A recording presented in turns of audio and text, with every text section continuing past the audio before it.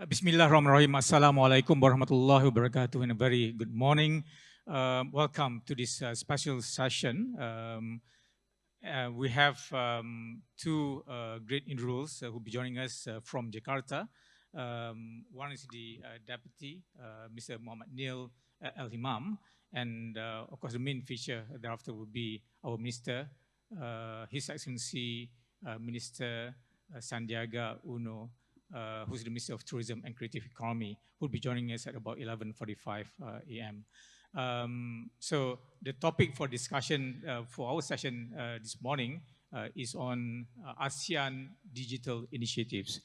And for that, we have Bapak Muhammad Neil Al Himam joining us from Jakarta. Bapak, selamat pagi, Assalamualaikum, and thank you for joining us this morning. We will have a presentation from Bapak Muhammad Neil Al Himam first before we get to the Q&A session. So with that, if I may, Bapak, over to you. Thank you. Good morning, Pak Dato. Good morning. Can I just start, Pak Dato, izin? Silakan, Pak. Ya, Bismillahirrahmanirrahim. Assalamualaikum warahmatullahi wabarakatuh. Salam sejahtera untuk kita semua. Shalom, Om Swastiastu, Namo Buddhaya. Salam kebajikan, salam sehat buat Bapak Ibu semua. Honorable Dato Sri Mustafa bin Muhammad, Ministry in the Prime Minister's Department of Economy, Malaysia. Dato Wei Chuan Beng, Chairman Organizing Committee, Senior Executive Director, KSS Strategic Institute for the Asia Pacific, Malaysia. Mr. Andrew Weir, MBE, Chairman of Pacific Basin Economic Council, Hong Kong, and all speakers and participants of World Digital Economy and Technology Summit 2022. The COVID-19 pandemic significantly impacted our lives, and the creative economy has become one of the sectors affected by it as well. Due to the moving restriction, almost all subsectors of the creative economy in Indonesia, there are 17 of them, experienced a decline in business activity.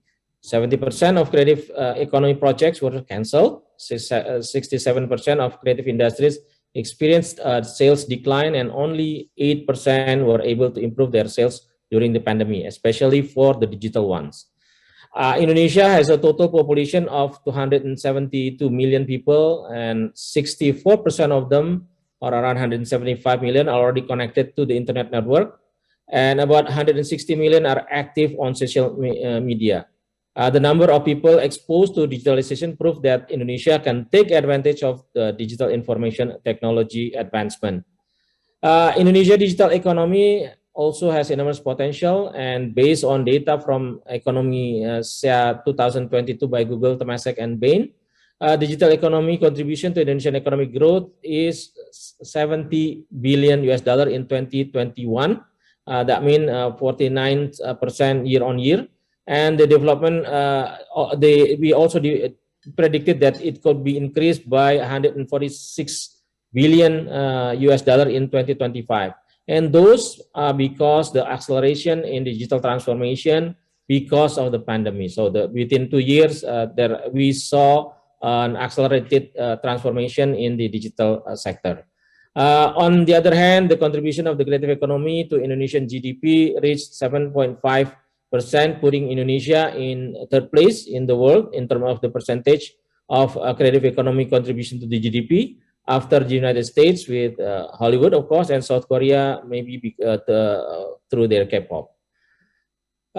In terms of digital transformation, Indonesia, during the pandemic as well, has launched a program called the Gerakan Nasional Bangga Buatan Indonesia, or the National Movement for to be proud of Indonesian product, in which we target to get 30 million of Indonesian SME to e-commerce platforms by year of 2023. We actually have around 63 million SMEs in Indonesia, and we targeted 50% of those can be on board on digital e-commerce platform by 2023. Now, various programs for central government and local government are trying to help to educate these SMEs on how to benefit from the digital economy, as well as how to onboard them to the electronic e-commerce platform. And we also have the government also push the SMEs to go on board to the government's electronic purchasing system we call e-catalog, our e-catalog. And we are targeting 1 million products, goods and services to be listed on the e-catalog by the end of this year. And so we also targeted that by the end of this year, 2023, the government is to spend around 500 trillion rupiah, or around 34 billion US dollar on local products for the government purchases. That include goods and services. Then this government spending on local product, we predict can increase the Indonesian economic growth by around 1.6 to 1.8%. We also try to improve Indonesian digital talent through various programs run by the universities and ministries, and we hope to create a certified digital skill that the industry need. So far, we need around 600 digital talents every year to fulfill the industry demand. And additionally, in 2024, we would have around 5,000 startups that can contribute to the Indonesian economy. So far, we have around a bit more than 2,000 startups in Indonesia. We currently have several unicorns and as well as a decacorn that also have the Indonesian economic growth, such as, of course, GoTo, Gojek and Tokopedia that merged last year, and then Traveloka, Bukalapak, and other such unicorn. To improve Indonesian digital economy system, the government also has made several efforts, such as collaborating with the private sectors, of course, with the businesses, association, as well as the communities. We believe that their support is essential to the Indonesian digital economic growth in the futures. Ladies and gentlemen, through this event, we hope to achieve collaboration and partnership to strengthen digital ecosystem in ASEAN as well, not just in Indonesia, but also in ASEAN and probably throughout Asia. All stakeholders can collaborate, synergize, and support the effort to accelerate this digital transformation in ASEAN as well as in the Asia-Pacific region.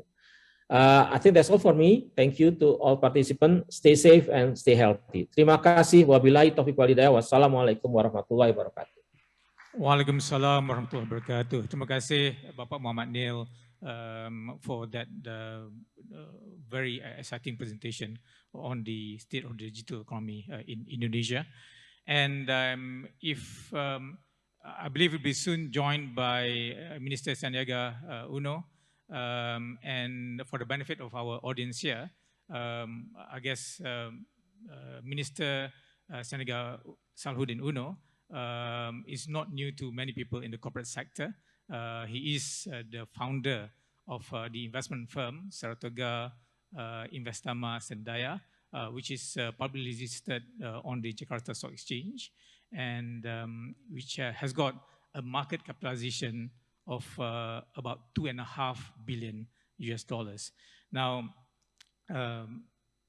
Minister Sandiaga Uno entered politics back in 2017, if I'm not mistaken, running as the deputy mayor for Jakarta, and was appointed as a minister for tourism and creative economy in December 2020. So we are indeed privileged and honored to have Minister Sandiaga Uno with us this morning. If we have the visuals of the minister, please.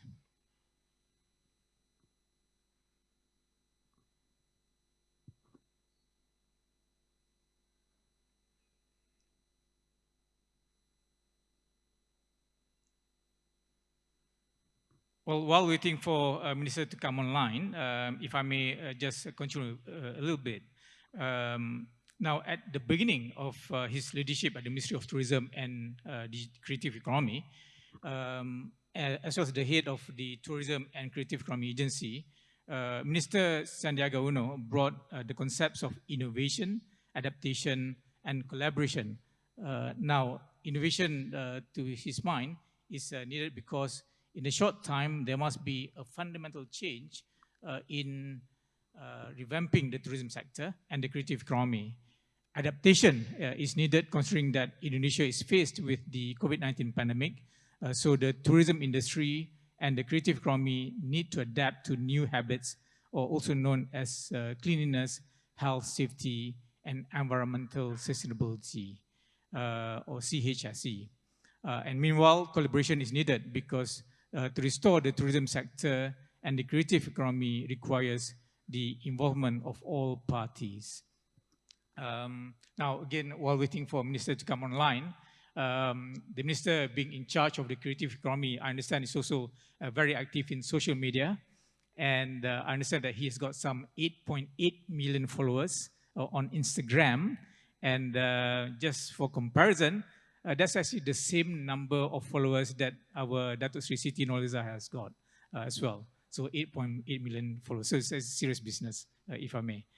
And Minister Sandiaga Uno, well, thank you very much for joining us this morning. Assalamualaikum. We are truly privileged, Minister, for your presence this morning. And indeed, we're also privileged because I understand that today is also your birthday, and you turn 53 today. Congratulations. 35. I'm 35. Oops, okay. I give you a discount, Pak. Jadi, Bapak Menteri, thank you so much for being with us this morning. Now, I have a couple of questions for you, and after that, I hope we can have some questions from the audience as well. But if I may, Pak, the first question would be, what would be the roles of leaders or policymakers and the kind of policies towards achieving the optimal impact of the digital economy and technology, given the unequal level of capacity and readiness? Over to you, Bapak. Well, thank you very much for the questions. And yeah, thank you for reminding me my age. I tried to switch over from 53 to 35, but I don't look 35. I hope I feel I'm 35. Before I answer the questions, I would like to thank the organizers of this KSI Strategic Institute Summit for Economy and Technology with the theme of creating opportunities, endless possibilities. And I would like to acknowledge the attendance of my good friend, Dato Sri Mustafa bin Muhammad, also Dato Wei Chuan Beng, Mr. Andrew Weir, and all speakers and participants of the World Digital Economy and Technology Summit 2022. So the question is really centers around how leaders or policymakers should improve people's capacity and capability towards digital literacy. It is our utmost task and role, in particular, to create good quality job by making sure empowering the SMEs are achieved through digital economy. We are now facing the food crisis, the energy crisis, and we see the devastating impact of the COVID-19 to every facet of our life. Now, digital literacy could be achievable through trainings, workshops, and mentoring. And these are a whole sets of new platform for the recovery. And government agency and university must take place and take strategic roles to ensure that the gap would be minimized. We also need to improve digital infrastructure. Indonesia have been working hard to create more than 12,000 kilometers of fiber optics that connects 514 cities and regencies in Indonesia. We are actually moving very swiftly towards a digital economy that would be able to create 4.4 million new jobs, better quality jobs through digital economy by 2024. So this is something that I think we need to join hands, not just Indonesia, but I guess the rest of the region, to ensure that technology will not increase the inequalities, but digitalizations will actually be able to solve some of the problem in relations to people's income and job creations. Thank you, Bapak. If I may, now for Indonesia, what would be the most impactful technologies in the future of digital economy, and how do you go about achieving that, if I may? I think post-COVID, there are three issues that I have been uh, putting terminologies of unstoppable global trend. And these three areas are in the areas of health, number one. Number two is in the areas of digitalizations. And the third is sustainability. So this has transformed into G20 three main areas of focus. First is strengthening the global health architecture. Second is the digital transformations. And third is the energy transition towards an economy. Now, with the three unstoppable trends that is now embedded as the three key areas for G20, I would believe in the digitalization space and the two related spaces. I think technology needs to cover on focusing on three issues. First is definitely in relations to payment. We need to ensure that payment platform will be equal in order to transition our economy into a cashless and seamless economy that would basically be on borders. Second, cybersecurity. It is very important. Right now, like this meeting would not be possible if we don't have cybersecurity. I have some Zoom sessions actually being challenged by basically that intrude into some of our systems. I have the experience of my ministry being hijacked for 3 days with millions of followers, could not get the informations that would benefit the promotions of their destinations and creative economy products. And third, I think it is in the area of fintech. There are 60 million Indonesians SMEs with only 77%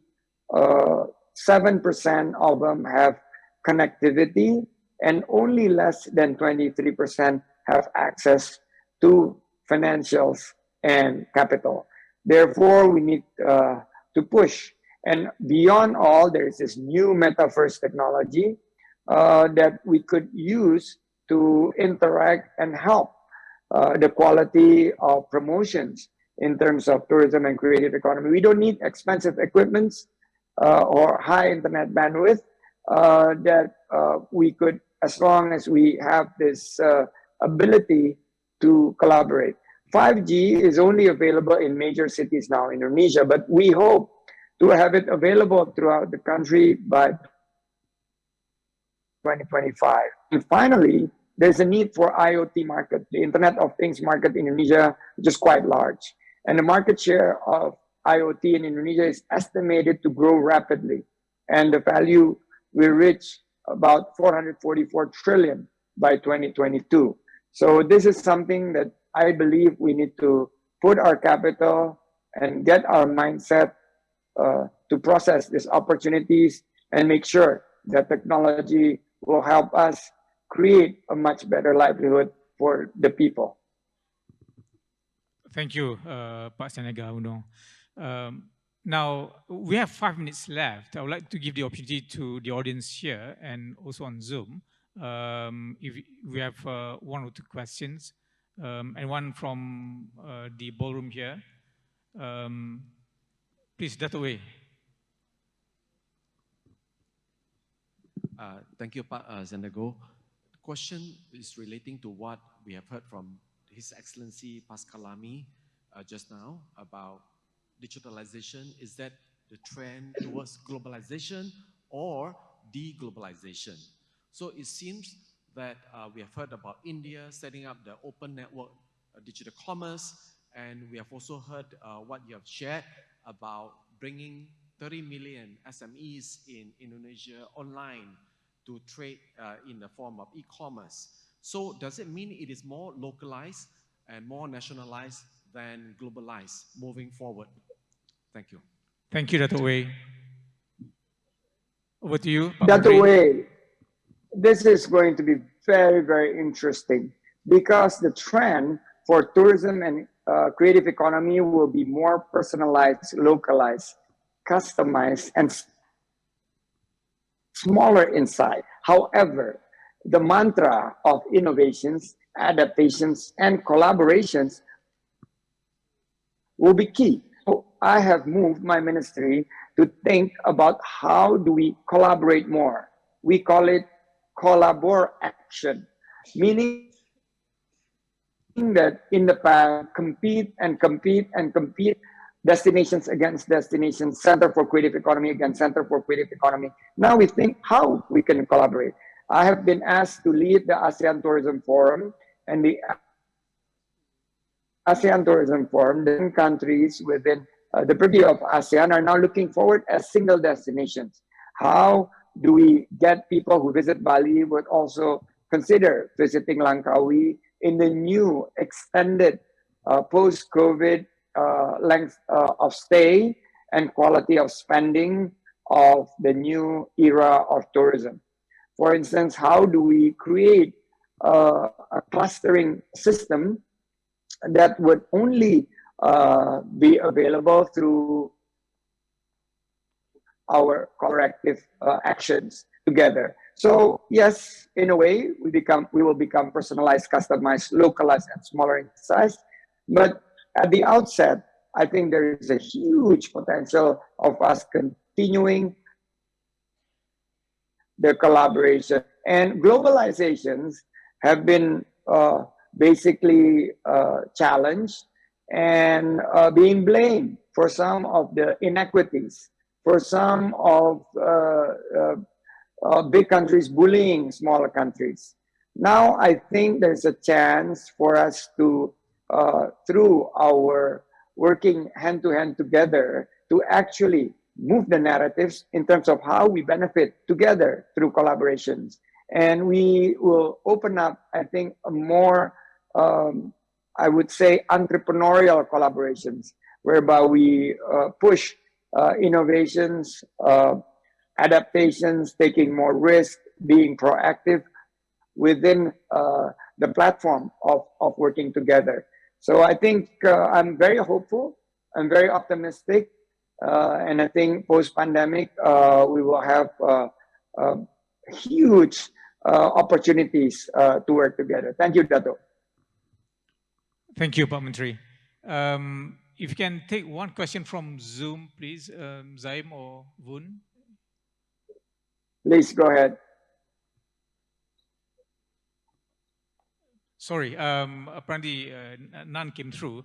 But Pak Sandiaga Uno, if I may ask you a personal question as a closing.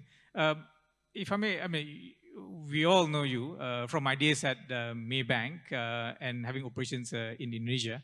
So we knew you as the founder of Saratoga Investama Sendaya. Right? So you are the savvy investor. But how do you transition from being a businessman, investor, to be a politician? Has it been difficult and challenging? Difficult and challenging would be the understatement of the year. This is completely a new field for me. I was actually dragged into politics screaming. My political mentor, Pak Prabowo, asked me to be his spokesperson for the campaign 2014. And in 2015, I joined its party. In 2016, I campaigned in a very hard-fought battle for the governorship of Jakarta. And in 2019, I was asked to join his ticket for the presidential race in that particular year. We actually now have been doing some political innovations in the spirit of working together. That the president, Bapak Jokowi, has done something that has never been done before, meaning that this was not attempted in the past, whereby post-elections he invited the losing ticket to join the cabinet. And I joined the cabinet at the end of 2020 after I asked for about a year sabbatical from him to basically fix my businesses. When I joined politics, to keep long story short, we have to sell a lot of assets to fund the campaign. But within 1 year, we've been able to basically be in a much better ground. And by 2020, I was asked to join a very tough portfolio, which is the tourism and creative economy, whereby at that time, 1.5 million jobs were lost due to the pandemic. I have been fortunate that I have a great team to assist me. It's been very tough. The last 18 months I've been on the job, and I believe it will continue to be challenging because of the FUCA era: volatility, uncertainty, complexity, and ambiguity. And now also that we are already forward for preparations for the 2024 elections, I think it's going to be more dynamic. But I am very optimistic that the focus to create 4.4 million new jobs by 2024 and better livelihood for Indonesians within the 34 million Indonesians having their livelihood depends on tourism and creative economy. I hope I'll be able to deliver my promise to return the jobs back, but better quality jobs, and to recover together, recover stronger, and certainly recover better. Thank you very much, Dato. And good luck for Maybank, and thank you for support for my business, and thank you for Maybank Bali Marathon that is now an active race I enjoy every year in Bali. Well, thank you, Pak Menteri. Very, very inspiring indeed. So, ladies and gentlemen, thank you so much, Bapak Menteri, for joining us this morning. Now it's come to afternoon here in Malaysia. And I must say that for you to spend some time with us, sharing your thoughts, very inspiring indeed. And to do it on your birthday is even more special for us. Thank you. Happy birthday again. And have a great day ahead. Thank you. Assalamualaikum, Pak Menteri. Waalaikumsalam warahmatullahi wabarakatuh. Thank you very much.